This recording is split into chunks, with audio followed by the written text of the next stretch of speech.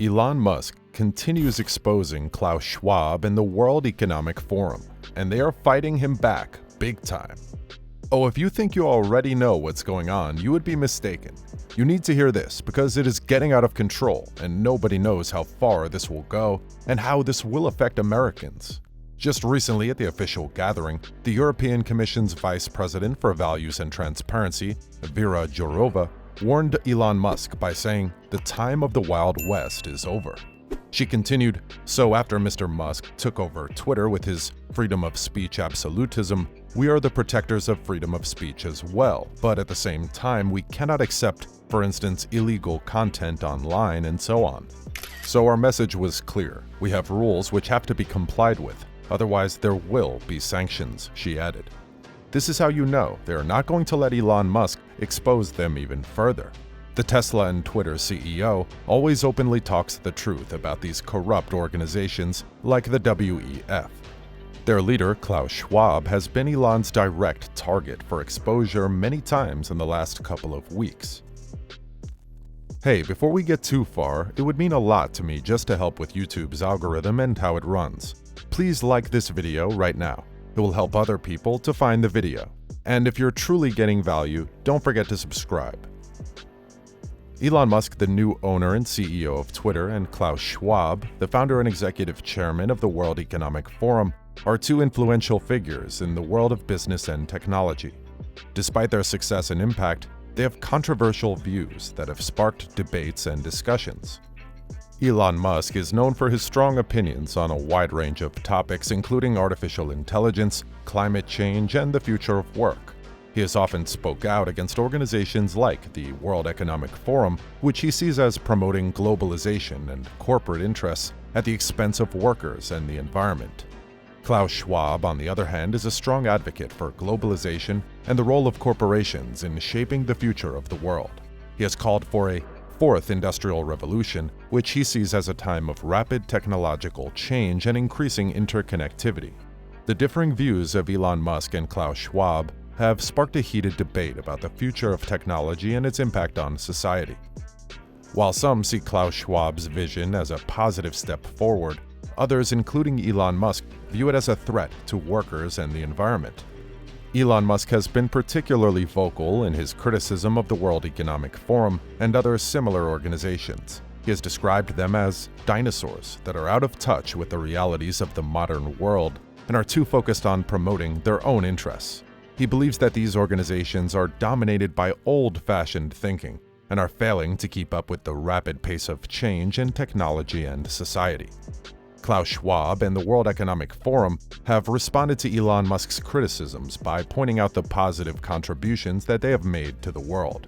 They argue that the forum provides a platform for leaders from business, government, and civil society to come together and find solutions to the world's most pressing challenges. They also point out that the forum has been at the forefront of discussions on the future of work, the impact of technology on society, and the need for sustainable development. The views of Elon Musk and Klaus Schwab have far-reaching consequences for the future of the world. While Elon Musk's focus on technology and innovation has led to significant advancements in fields like space exploration and electric vehicles, Klaus Schwab's vision of a fourth industrial revolution is shaping the future of work and the global economy. Both men have inspired many people to think critically about the impact of technology on society and the role of corporations in shaping our world.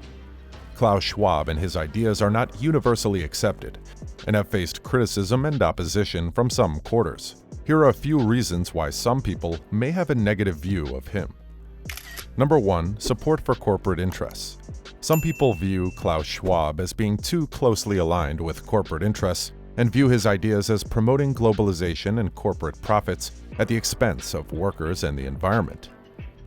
Number 2. Criticism of environmental policy. Some environmentalists have criticized Klaus Schwab for not being sufficiently focused on environmental protection and for promoting a future that prioritizes economic growth over environmental sustainability. Number 3. Controversial views on ethics. Klaus Schwab's views on ethics and the role of technology in shaping society have been controversial, with some seeing his ideas as promoting a future that is heavily dominated by technology and lacking in human values and ethics. It is a well-known fact that power has the tendency to corrupt even the most well-intentioned and neutral individuals, leading them to become blind to their own double standards. This phenomenon is currently being observed in the case of Klaus Schwab, as the question of his eventual successor continues to linger over the future of the World Economic Forum, which is so closely tied to his personal brand and image. His grip on the organization and its influence is slowly weakening. This presents a major challenge for an event that has been so closely associated with one individual for so long. The outcome of this situation will have a significant impact on the future of the World Economic Forum and its role in shaping the global economy and society. The next person or entity that takes over the World Economic Forum will face a significant challenge in order to succeed. One of the most pressing issues that will need to be addressed is the organization's failure to recognize and adapt to the changing nature of power and influence in the Internet age. The rise of the digital world has dramatically altered the traditional understanding of who holds power and who qualifies as a stakeholder. In this new landscape, those who hold disproportionate influence in digital domains, especially those who are often dismissed by the elite as purveyors of disinformation or conspiracy theories, cannot be ignored, suppressed, or excluded from what is meant to be an inclusive and diverse platform. Ignoring these groups would mean missing out on valuable perspectives and insights and could undermine the credibility of the World Economic Forum as a truly representative and democratic institution. One must admit that, Elon Musk being the most well-known engineer of our age, Klaus Schwab is well known for completely another thing.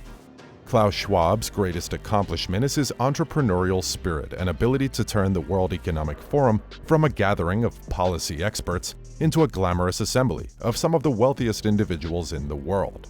He has accomplished this by cultivating relationships with those in positions of power, particularly the billionaire class, which is commonly referred to as Davos man. Schwab has created a safe haven for the extravagantly wealthy, where they are free to engage in business dealings and other pursuits, all while enjoying the perception of participating in a noble and virtuous event. The mere fact that they attend the World Economic Forum in Davos gives the appearance of their empathy and social consciousness, even though their true motives may be more self-serving. That being said, you and I will never be invited to the World Economic Forum just because we have no influence and power enough to benefit the top elite at that gathering. And neither Elon Musk is being invited there because of his negative attitude towards Klaus Schwab's community.